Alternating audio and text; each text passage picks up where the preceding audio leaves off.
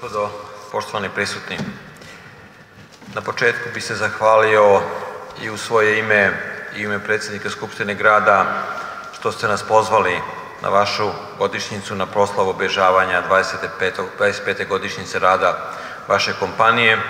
Smatramo to čašću da smo kao rukovodioci lokalne samouprave u mogućnosti da zajedno sa vama proslavimo obilježavanja 25. godišnjice postojanja i rada, uspešnog rada vaše firme.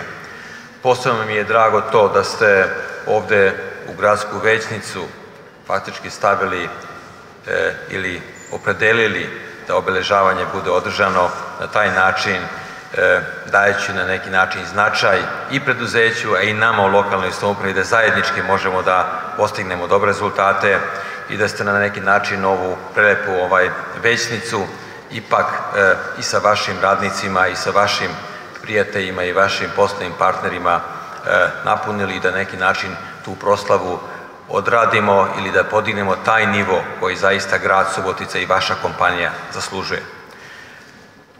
Malo je takvih preduzeća, moram reći, i na nivou Subotice i mnogo šire, koje mogu da obeleže 25. godišnjicu svoga postojanja i koji su ponikli posle promena društveno-političkog života ovde u Srbiji.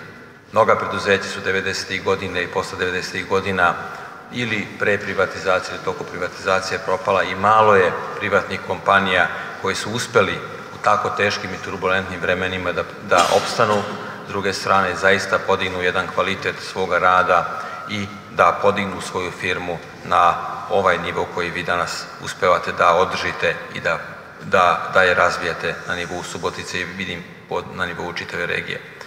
Za svaku pohvalu je to, jer to traži zaista mnogo rada, mnogo požrtvovanosti, mnogo stručnosti, mnogo mudrih odluka u proteklim godinama i meni je drago da imamo takvu kompaniju ovde u Subotici. Nadam se da će imati sve više takvih kompanija koji će ovde u ovoj gradskoj većnici obeležavati i proslavljati svoje godišnjice 2,5, 3 decenije svoga rada, možda i duže. Da neće samo javna preduzeća, javna komunalna preduzeća da proslavi svoje godišnjice ovde, nego da će to biti u budućnosti sve više i više naše privatne kompanije, posebno privatne kompanije čiji su osnivači naši Subotičani i koji su počeli faktički odavde iz Subotice i izdigli se na te visine i postigli te rezultate koje imate.